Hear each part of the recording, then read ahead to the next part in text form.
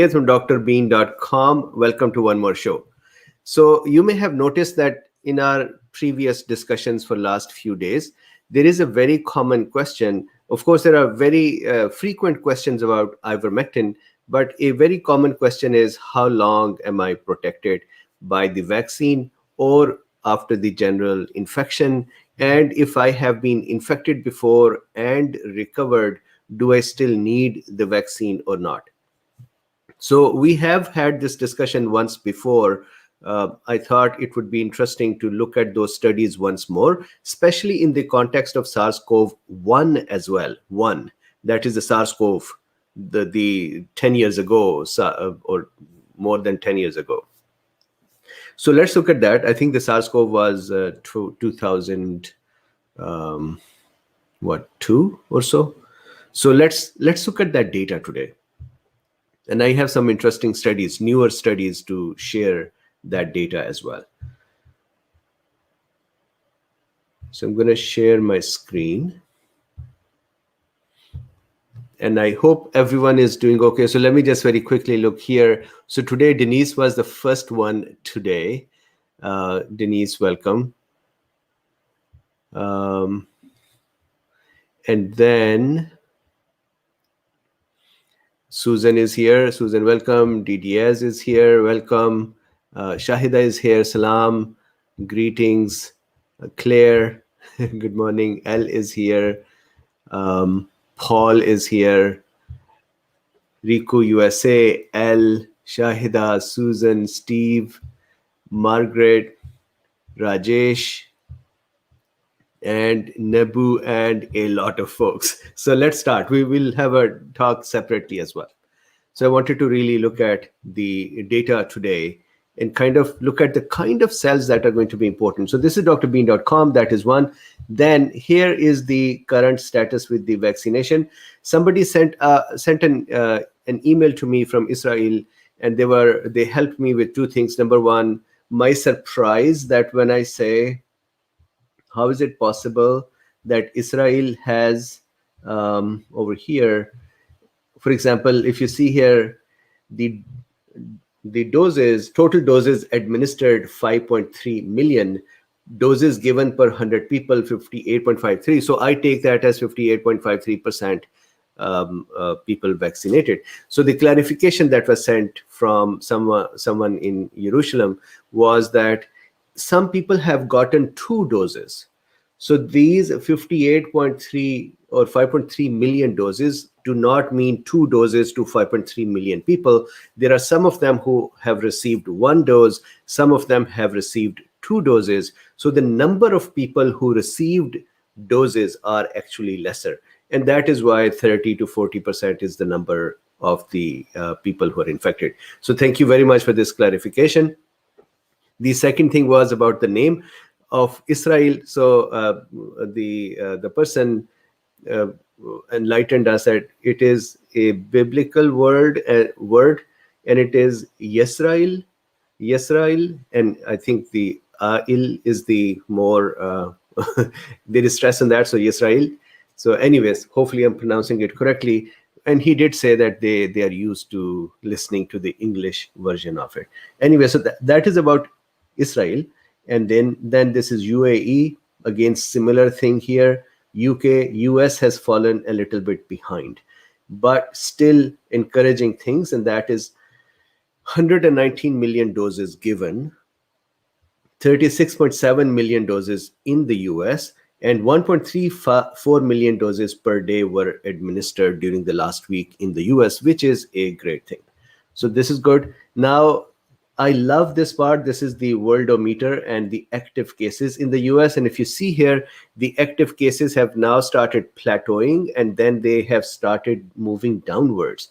This is a great, great trend, especially for the US, where we have not been very careful. We have been digging in. There are anti-maskers and maskers and anti-vaccine and vaccine, and people making crowds from both sides of the parties and just not being very careful.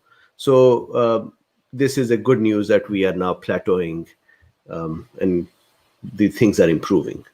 Then, of course, I would continue to look at Israel with all of us. The person who sent the email, he said Israelis are not very happy that they have become, this is the word he used, that they have become the guinea pigs for the world.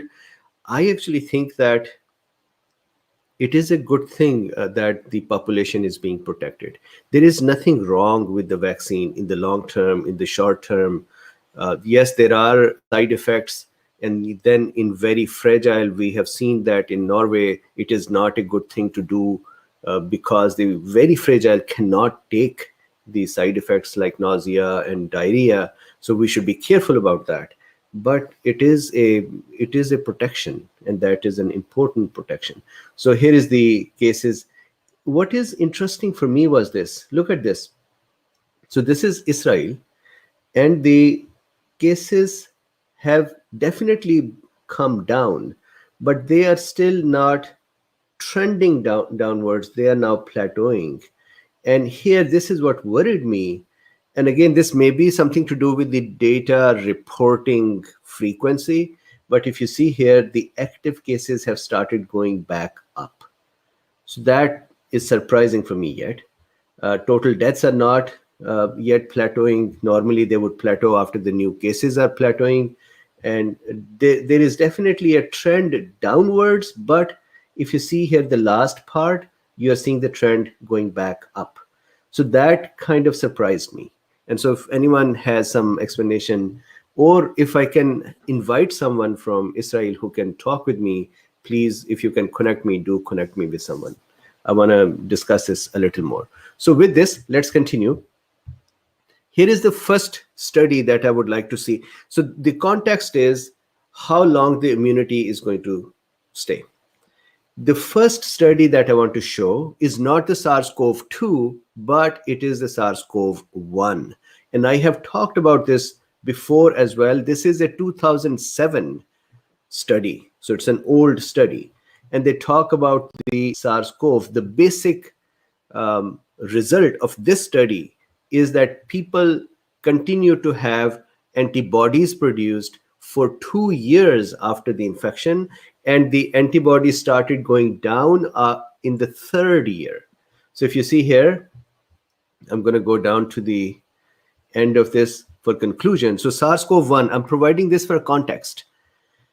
To our knowledge, the 3-year follow-up conducted in this study is the longest longitudinal study ever reported, with a large number of patients who had confirmed transmission history, 176, and a complete data set for 18. The level of confidence is high that the results obtained in the study are representative for the convalescent SARS patients. Similar results have been reported from longitudinal studies in other ones. So check this out. The general trend of IgM. So IgM is the immediate antibody. So the general trend for IgM is it would peak at the first month.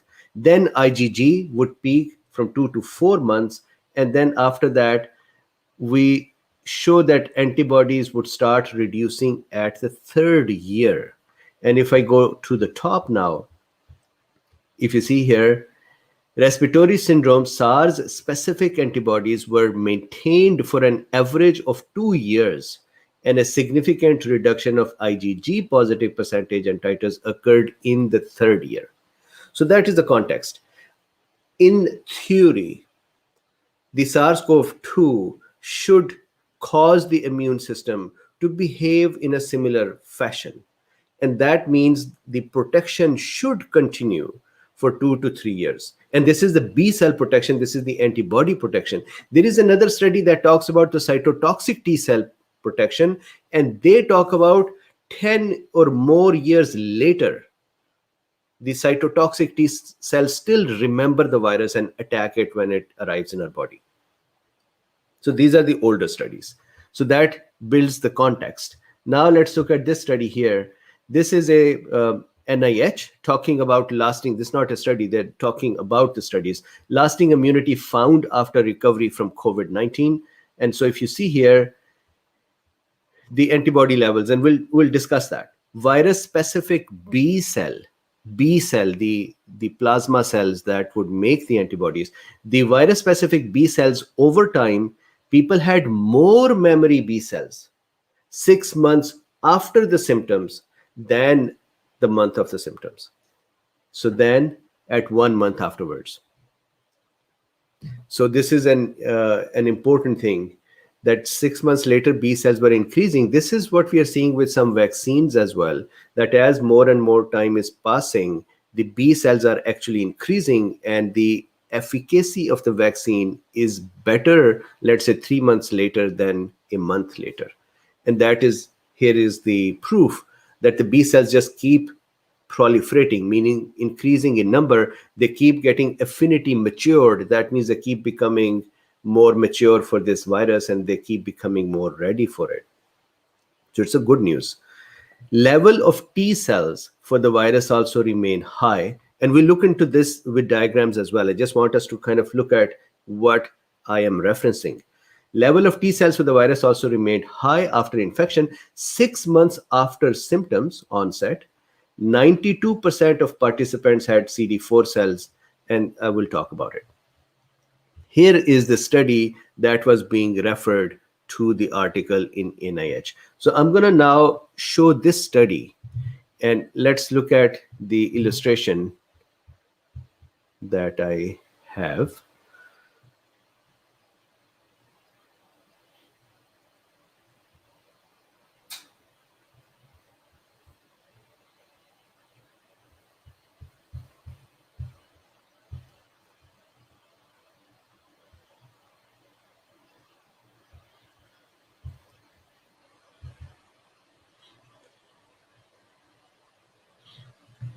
So I'm sorry, I'm a little distracted. Nina, what happened? So 1 second.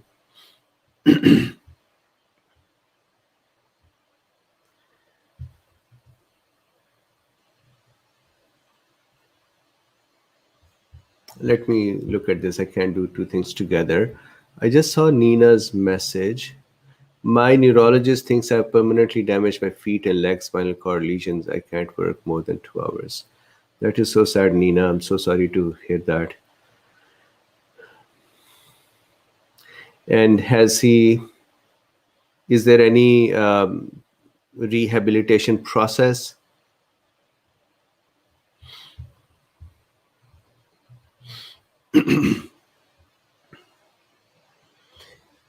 And in this context, I actually want to say thank you to the Cool Beans as well, that it was Cool Beans who got together and worked to get Nina some medical help.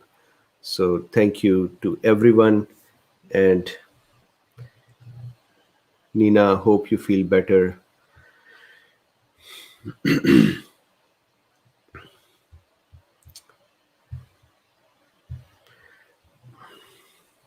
Okay, so for the discussion today,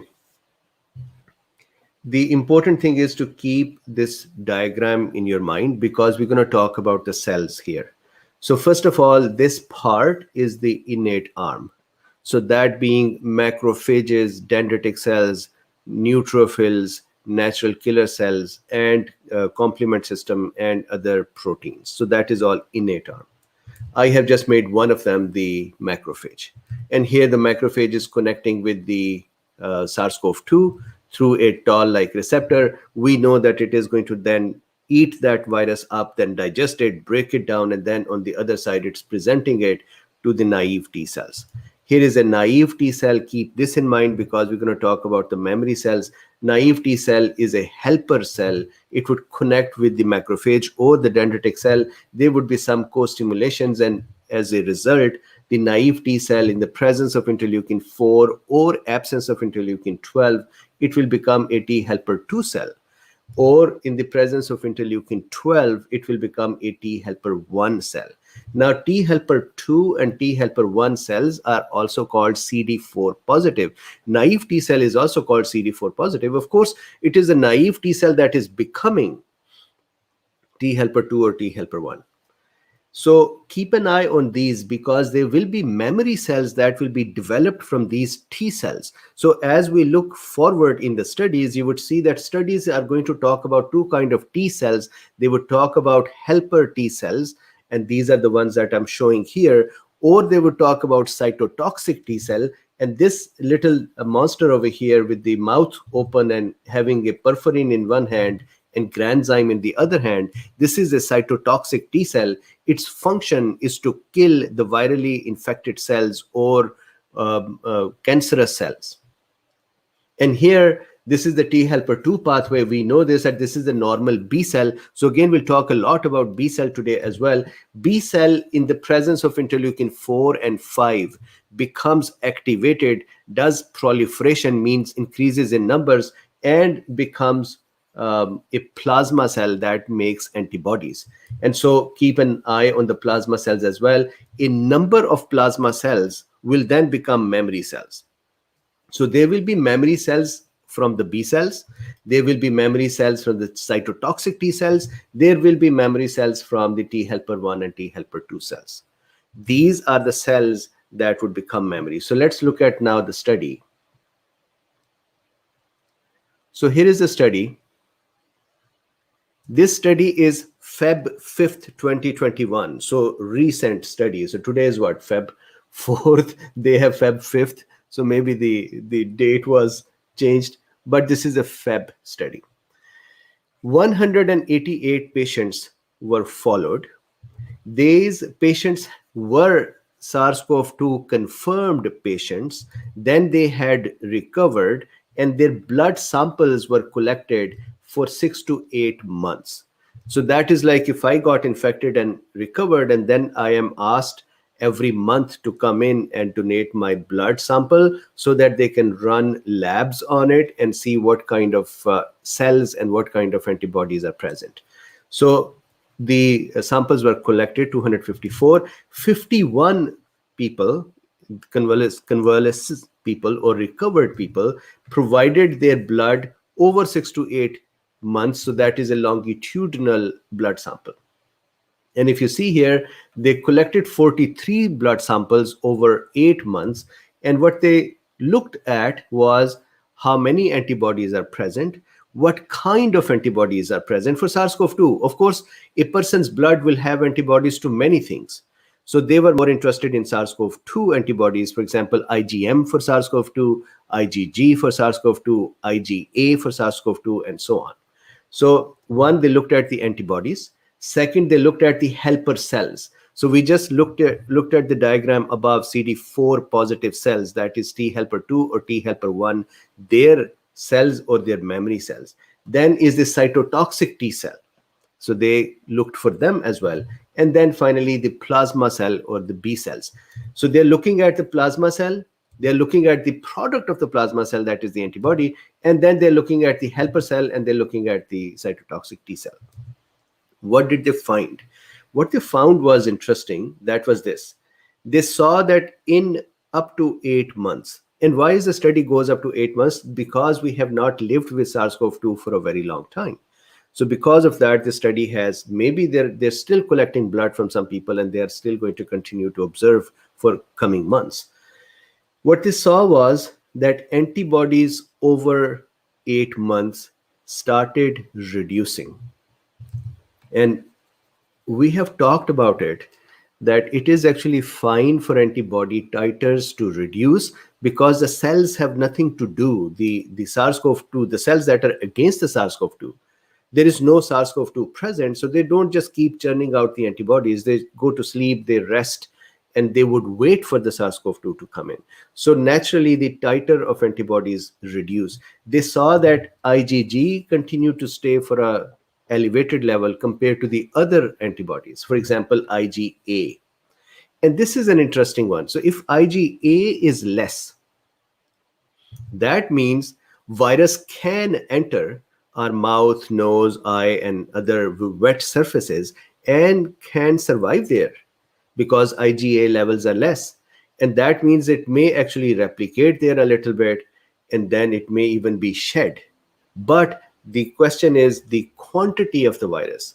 And all the studies show that the virus, when it sheds or when it recovered or has been vaccinated, the amount of virus shed from them is very less, and they normally stay asymptomatic. So the virus doesn't do much to them, And even if it is shedding from them, it is in very low. And they were primarily making more IgGs than some IgA and almost negligible or no IgM. And again, this is understandable. IgM is an immediate immunoglobulin, is produced within, let's say, 2 to 3 weeks and stays on for 1 to 2 weeks. This is like an immediate mop that comes in and mops up the virus or pathogen. And then the IgM cells class switch, they change into other kind of cells that would make IgG or IgE or IgA. They will disappear. So IgM, here they saw as well, immediately within the same month of the infection, IgM was present. But after 8 or 9 months, IgM was not present, which is fine. IgG was present, and that is what we want. IgA was present, lesser than IgG, and that is also what we want. We do want IgA to be a lot because we want our mucous membranes to be protected. That protection is basically to prevent shedding. But that protection was not as much as IgG. So people who would get infected or reinfected, they will not even have a symptom and they would shed less. That is what this study says. And let me show the study so here is the study. And beautiful, thorough study. If you see here, they keep going into the data and discuss it. I want to just read their conclusion here.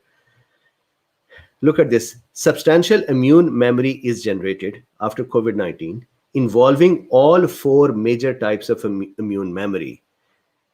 About 95% of subjects retained immune memory at 6 months after infection. Circulating antibody titers were not predictive of T cell memory. This is very important. The T cell, the T helper 1 and T helper 2 memory cells were not predictive, or the antibodies were not predictive of their presence. That means what? That means presence of antibodies or reduction of antibodies did not predict that the cytotoxic pathway will work or not. So helper cells may have more memory. There may be more memory helper cells compared to more B plasma cells, which is fine. That means the T helper 1 pathway became dominant. So this is a very important sentence. Thus, simple serological tests for SARS-CoV-2 antibodies do not reflect the richness and durability of the immune system. This is a golden sentence here, or 2 golden sentences here. What are these 2? Number 1, just measuring antibody does not prove that the person does not have or has immunity to SARS-CoV-2. Number 1. And number 2, just looking at the antibodies, you cannot actually say what's happening with the cytotoxic arm. That means whenever you want to talk about a person's immunity, you're going to have to look at their antibodies and their cytotoxic arms behavior. This is something that I've been talking about since April of last year, that the testing for antibody alone is not sufficient. So that's what they're talking about. And if you see here, what is it that they were measuring? They were looking at memory B cells, antibodies against SARS-CoV. Then they were looking at memory CD8 cells, that is cytotoxic T cells, and memory CD4 cells, that is the helper T cells. So helper, cytotoxic, plasma cell, and the antibodies. These are the 4 components that they were measuring. 1, they found that immunity was there. 2nd, they found that just the presence or absence of antibodies is not a sufficient conclusion or clue to say the person is immune or not.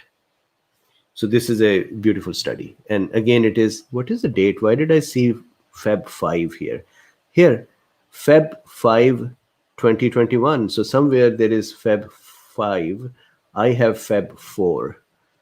Maybe it was supposed to be on Feb 5. Okay, so the next study. So hopefully this study is clear. Next study. This is a study which is slightly before this Feb 5 study. So this is a November 23 study.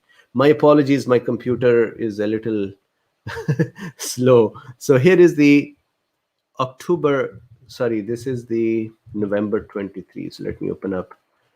This is a November 23 study. In this study, what they looked at was, this is a longitudinal study. That means they keep asking a person to or persons to give their blood so that they can run tests on them. Antibodies capable of neutralizing virus persist for at least 3 months. So this was a study that looked at people for 3 months. Virus-specific B cell and T cell displayed hallmark antiviral activity. Same thing as we just saw. Memory B cells increase in number and express antibodies capable of neutralizing SARS-CoV-2. This is a golden sentence. Memory B cell continue to increase. That means once you have the vaccine, or if you had the infection, afterwards your protection by memory B cells would continue to improve. The more time that passes, your protection by memory B cells is improving.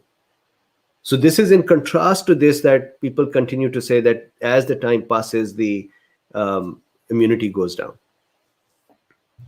So let's look at this study. They did the same thing. They had 15 people only. This is not a larger study. 86 days, they continue to look at people. All subjects provided their longitudinal blood samples. They looked at their antibodies and the memory cells. And what they saw, this study saw 3 months, they saw that antibodies actually continue to increase during this time. And we had seen one more study where we saw that the antibodies increased for a couple of months, then they reduced, and then they stayed at a lower threshold. So here, because this is 3 months, it is fine that antibodies kept increasing. Memory helper T cells, they were present. So this study does not say they increased or reduced. They said we found them. Cytotoxic T cells were also present. Again, they did not say increase or reduce. They said, well, we saw that the cytotoxic cells were present as well. Plasma cell for 3 months continued to increase. Previous study looked at it for 8 months and said, yeah, they continue to increase. This study looked at them for 3 months and said memory B cells continue to increase. This study said, once again, IgG was predominantly the main protein found, or the antibody found, which is fine. That's what we expect. IgA was less, IgM was negligible. That is again something. I would have wished that IgA continued to be more, but anyways, IgG was more. So this is the second study. Shorter period of time, but shows similar results. Now let's look at another study. And so what I did was I did not continue to draw the same set again and again. This is another study. This is October 31. Here it is, October 13, 2020. And in this study, what they found was that antibodies produced for 5 to 7 months. S protein antibodies continued. So they looked at two kinds of antibodies. Antibodies that were against the spike protein and antibodies that are against the N proteins. N proteins are nucleocapsid proteins. So if I make the SARS-CoV-2 over here, so let's say this is SARS-CoV-2, and this is the RNA of the SARS-CoV-2. RNA is packaged and protected by a protein that is called N protein, or nucleocapsid protein. So, and then of course, here are the spikes. So what they said was, what they looked for was the antibodies against spike and antibodies against the N protein. And they saw that the antibodies against this N protein reduced in number, but antibodies against this spike continued to increase or stayed persistent. That means these were neutralizing antibodies, which is a good thing. So S protein antibodies stayed, N protein antibodies decreased. Doesn't matter, we don't care too much about them. High antibody levels in severe disease than milder disease. And remember that I had presented a hypothesis that it is possible that in severe disease, the high antibody levels actually then cause ADE with macrophages, then causing dysregulation of the macrophages, causing macrophage activation syndrome. It may be correct, it may be wrong, but that is a theory that I had.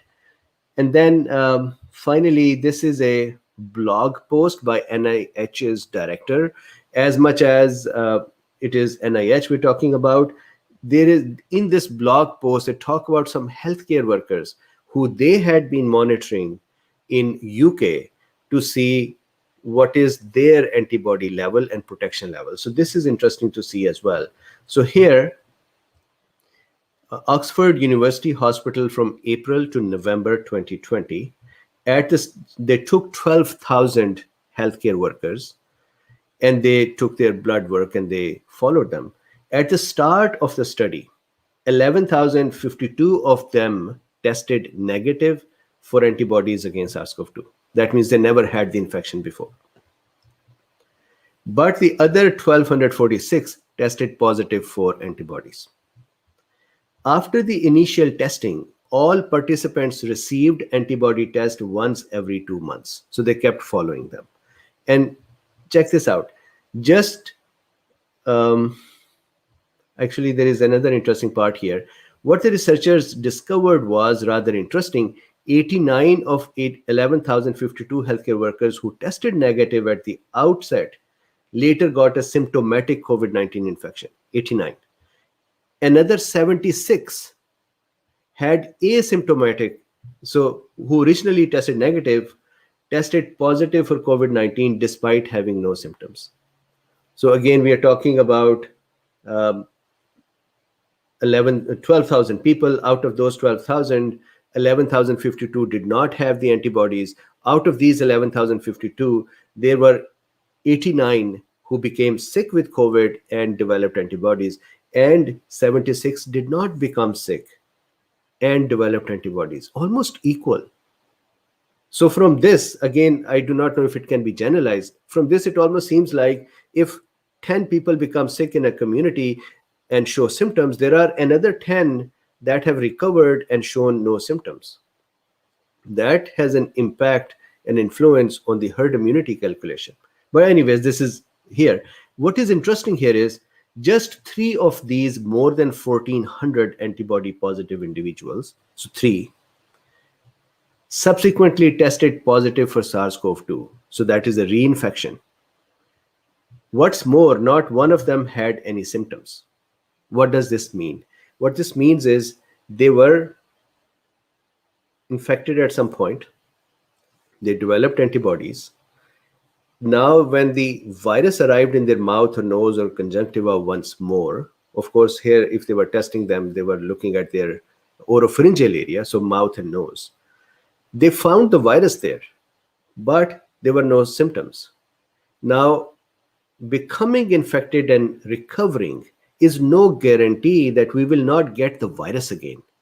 Or getting vaccine does not have any guarantee that we will not have the virus land in our mouth again. It is just that can that virus now survive and thrive and damage us? And what they saw over here is that there is no damage. It is sitting there and it is probably going to be shed as well. I would suspect lesser levels of shedding, and number 2, shedding with IgA bound to it. So that is an inviable virus that will be shed. So that is the discussion that I wanted to do today. My summary of the discussion is, number 1, in the previous in the previous studies for SARS-CoV-1, we have seen for 2 to 3 years of protection, and now we are seeing longer time protection as well, at least for 8 months. And I think we'll continue to see this later on as well. So this is the discussion for today. What do you say? Should we stop here and then you want to have a chit chat, or do you want to stop here today? How do you want to do it? Correct. That's what I thought, Paul, that the 5th Feb is the date of the publication.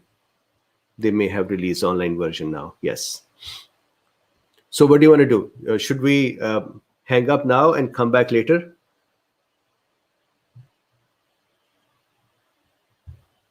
Okay. Denise says yes, chit chat. Okay, fine. So let's do that.